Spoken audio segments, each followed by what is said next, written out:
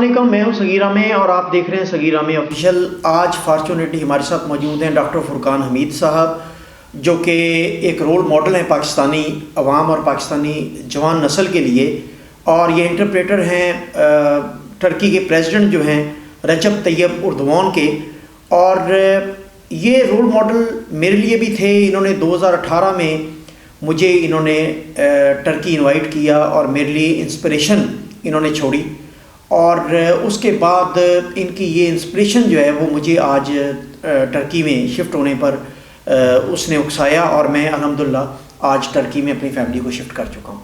تو ڈاکٹر فرقان حمید، میں نے کہا ہے کہ یہ ایک رول ماڈل ہے پاکستانی جوان نسل کے لیے، اور خاص طور پر یہ اس لیے رول ماڈل ہیں کہ انہوں نے پاکستانی ہونے کے ناطے، جب انہوں نے طالب علمی کے زمانے میں یہاں پر ٹرکی میں، جب ترکی کا کوئی کانسیپٹ نہیں تھا، یو کے کا یا امریکہ کا کانسیپٹ ہوتا تھا دنیا کی نظر میں، تو یہ ٹرکی شفٹ ہوئے، انہوں نے یہاں سے تعلیم حاصل کی، اور اس کے بعد یہ جو پاکستانی ہونے کے ناطے یہ پریزیڈنٹ کے قریب گئے، اور انہوں نے اپنے ایمانداری، اپنی لگن، اپنی محنت کے طور پر ان کے ساتھ ایک ایسی اٹیچمنٹ بلڈ کی کہ وہ آج تک قائم دائم ہے۔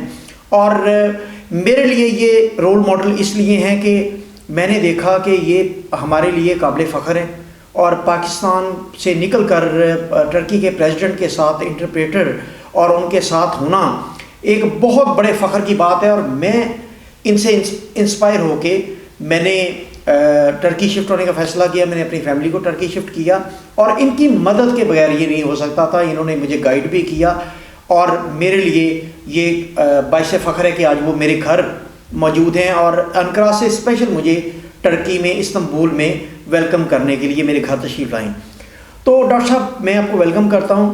شکریہ، بہت بہت۔ پاکستانی قوم، ڈاکٹر صاحب خاص طور پر پاکستانی جوان نسل جو ہے یہ جاننا چاہ رہی ہے، مختصر سا ذرا ہسٹری بتائیے کہ جب پاکستان میں ٹرکی آ کے تعلیم حاصل کرنے اور یہاں شفٹ ہونے کا کوئی کانسیپٹ بھی نہیں تھا، تو یہ آئیڈیا کیسے آیا اور آپ نے یہ اس آئیڈیا پر کیسے عمل درآمد کیا؟ ایکچولی بات یہ ہے کہ میرے والد صاحب کسی زمانے میں ٹرکی میں رہ چکے تھے، تو بچپن میں نے ٹرکی زبان سیکھ لی تھی، ترکی زبان، اور پھر میں ترکی زبان سیکھنے کے بعد اسلام آباد میں national institute of modern language, وہاں پر میں نے ترکی زبان جو ہے ٹرکش زبان وہاں پر پڑھانا شروع کر دیا۔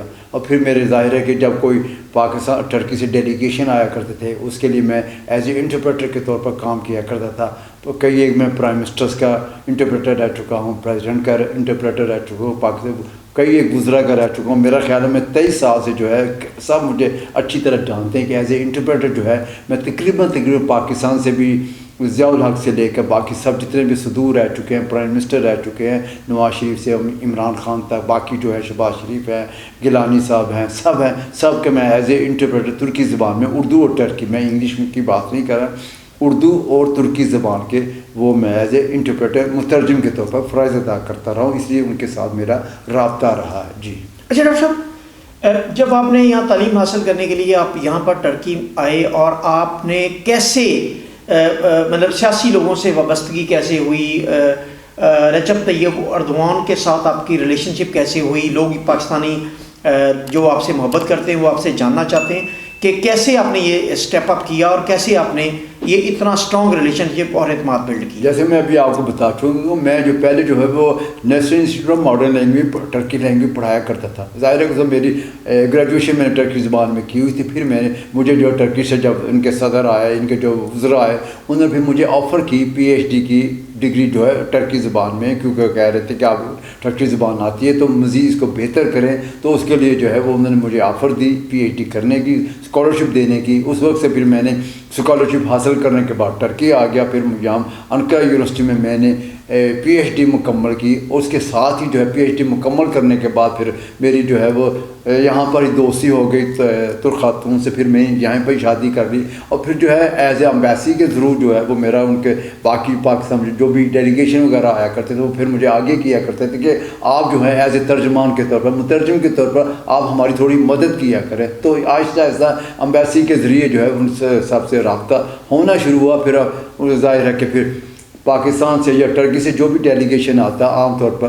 تو میں ان کے جو ہے وزیر وغیرہ یا پھر صدر وغیرہ یا پرائم منسٹر وغیرہ جو بھی، ان کے ساتھ آہستہ آہستہ اٹیچمنٹ ہونا شروع ہو گئی. بلان تحجید کو بھی میں نے جو ہے سب سے پہلے انہی کے ساتھ شروع کیا تھا، ان کی ایز اے مترجم کے. حالانکہ ان کی انگلش بڑی اچھی تھی لیکن وہ اپنی زبان کو پریفرنس دیتے تھے اور یہ چاہتے تھے کہ اردو میں ہی اسی طرح وہ کیا جائے. تو پھر میں نے ان کے ساتھ سلسلہ شروع کیا اور پھر آہستہ آہستہ یہ سلسلہ بڑھتا چلا گیا. اور باقی جو بھی وزیر اعظم اور جو صدور ہے ان کے ساتھ جو ہے وہ میں ایز اے انٹرپریٹر کے طور پر کام کرتا ہے. لیکن میں آپ کو یہ بتا دوں کہ میں ان کا ریگولر انٹرپریٹر نہیں ہوں. میری مین جاب جو ہے ٹرکش ریڈیو ٹیلی ویژن میں ہے، وہاں کا میں جو ہے سرکاری ملازم ہوں اور Turkish radio television head of Urdu service ہوں. تو جب ان کو ضرورت پڑتی ہے تو پھر ہم لوگ جو ہے اپنی جو سروس جو ہے ان کو دے دیتے ہیں، وہ ہمیں ایز اے انٹرپریٹر کے طور پر استعمال کرتے ہیں. اچھا ڈاکٹر صاحب، یہ بالکل یہ بھی ڈاکٹر صاحب کا ایک بہت بڑا تعارف ہے کہ یہ جو سرکاری ٹی وی اور ریڈیو سروسز ہیں ٹرکی کی، سرکاری جو چینل ہے ان کے یہ اردو ٹرانسمیشن کے ہیڈ ہیں اور بیسیکلی جرنلسٹ ہیں. اور پاکستانی عوام یہ جانتی ہے کہ یارمن ترکی کے نام سے جنگ میں ان کا بہت عرصے سے ان کا کالم آتا ہے، اور یہ اپنے کالم کے ذریعے انہوں نے پاکستانی عوام کو جو ترکی کا کلچر ہے اور یہاں کی جو پالیٹکس ہے یا یہاں کے جو انداز و اطوار ہیں، یہاں کا جو رہن سہن ہے، انہوں نے ہر موضوع پر یارمن ترکی میں لکھا اور پاکستانی عوام کو آگاہی دی. اچھا ڈاکٹر صاحب، پاکستان اور ٹرکی جی، ان دونوں کا آپ کی لائف کا بہت بڑا ایکسپیرینس ہے، بہت بڑا آپ نے یہ دونوں کا ایک ایکسپوئر رکھا ہوا ہے. کیا ڈفرینس محسوس کرتے ہیں پاکستان اور ٹرکی کی لائف میں؟ اچھا میں آپ کو یہ بتا دوں، بڑی عجیب بات ہے، پاکستان کسی زمانے میں ٹرکی سے ہر لحاظ سے بہت اچھا تھا. یہ بھی پاکستانیوں کو محسوس ہوگا. آپ کو میں کئی ایک چیزیں، فار ایگزامپل بینکنگ سسٹم ہے، آپ کو یہ پی آئی اے کا سسٹم ہے، باقی جتنے بھی سسٹم ہیں، مارکیٹنگ سسٹم ہے، ٹرکی سے پاکستان بہت آگے تھا، بہت ایڈوانس تھا. آپ کو یہ ٹیلی کمیونیکیشن کا سسٹم ہے، یہاں پاکستان بہت آگے تھا. ٹیلی ویژن ہو، جتنے بھی ادارے ہیں، پاکستان چھایا ہوا تھا اس کسی زمانے میں ترکی پر، دنیا بھر میں چھایا ہوا تھا. پاکستان کا ٹی وی نے دنیا ٹی آر ٹی کو ٹریننگ دی تھی. پاکستان پی آئی اے کی طرف سے جو سروس تھی وہ آپ نے دیکھا ہوگا، اس وقت دنیا کی بہترین ایئر لائن تھی. اس کے علاوہ کئی ایک تھا. بینکنگ سسٹم پاکستان کا بہت مضبوط تھا. پاکستان ہر لحاظ سے بہت آگے تھا. ٹرکی جو ہے، ٹرکی نے بہت کچھ سیکھا. پاکستان وہ سیکھنے کے بعد جو ہے وہ اب ٹرکی پاکستان سے بہت آگے نکل چکا ہے. پاکستان بہت پیچھے رہ گیا کیونکہ پاکستان وہیں کا وہیں رہ، جبکہ ٹرکی نے جو خاص طور پر ایردوان کا یہ پہلا سلسلہ شروع ہوا تھا، یہ ان کا ترگت اوزال کے زمانے میں جو پرائم منسٹر تھے پھر بعد میں صدر بنے، انہوں نے ایک ایسی بنیاد رکھی پرائیویٹائزیشن کی، اور اس کے بعد ایک ایسا سلسلہ شروع ہوا. ترکی جو وہ آگے ہی بڑھتا چلا گیا. پھر رجب طیب ایردوان نے، جسے کہتے ہیں کہ دن دگنی رات چگنی ترقی کی، اور انہوں نے ایک ایسی بنیاد رکھ دی کہ ترکی آگے ہی چلتا چلا گیا. اور اس وقت تک ترکی جو ہے دنیا کے 16ویں بڑے اقتصادی لحاظ سے ایک سپر قوت کی حیثیت اختیار کر گیا اور مزید آگے بڑھتا چلا جا رہا ہے. جی، اور پاکستان جو ہے، سوری بات کر رہا ہوں، پاکستان جو ہے وہاں کا وہیں رہ گیا. پاکستان میں تو یہی کہتے کہ حالانکہ پاکستان بہت آگے جا سکتا تھا. پاکستان نے جو ان کا آپ نے دیکھا ہوگا کوریا کا جو 5 سالہ منصوبہ تھا، جرمنی کو قرضہ دینے کا تھا، پاکستان بہت آگے تھا، بہت ایڈوانس تھا. لیکن پاکستان کی سیاست بھی پاکستان کو لے ڈوبی. یہ فرق ہے. جبکہ ترکی والے جو ہیں وہ بڑے نیشنلسٹ ہیں، بڑے قوم پرست ہیں اور اپنے ملک کا بڑا خیال رکھتے ہیں، جبکہ پاکستان میں یہ چیز نہیں. اچھا ڈاکٹر صاحب، پاکستان آگے تھا، ٹرکی پیچھے تھا، تو دو چار ہماری قوم کے لیے، کیونکہ آپ کی زبان جو ہے یا آپ کا جو چہرہ ہے وہ امپارشل ہے، آپ نیوٹرل امپائر کے طور پر دونوں کلچر اور دونوں سیاست کو جانتے ہیں، تو پاکستانی قوم کی آگاہی کے لیے آپ کیا سمجھتے ہیں کہ پاکستان 2-4 ایسے پوائنٹ جو پاکستان کیوں پیچھے رہا اور 2-4 ایسے پوائنٹ کے ترقی کیوں آگے گیا؟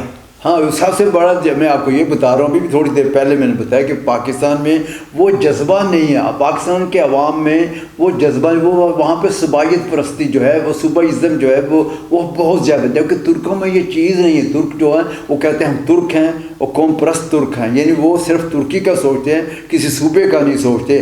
ہر لحاظ سے جو ہے وہ ملک کی ترقی کا سوچتے ہیں. کبھی یہ نہیں کہا کہ اچھا یہ صوبہ جو یہ چھوٹا سا شہر آ گیا، یہ وہ، ہر ایک کو اختیارات حاصل. پاکستان پیچھے اس لیے رہ گیا کہ ترکی کا جو ہے بلدیاتی ادارے جو بیس جسے کہتے ہیں بیس ہوتی ہے ڈیموکریسی کی، وہ بڑا مضبوط. آپ نے دیکھا ہوگا کہ ترکی کے صدر رجب طیب ایردوان نے اپنی سیاست جو شروع کی تھی وہ انہوں نے بلدیاتی اداروں ہی سے کی تھی. بلدیاتی ادارے میئر بنے تھے، وہ استنبول کے میئر بنے تھے، اور انہوں نے وہاں پر یہ اتنی ڈیلیوری کری تھی کہ ساری دنیا حیران رہ گئی کہ انہوں نے استنبول کا جسے کہتے ہیں کہ رخ تبدیل کر کے رکھ دیا تھا.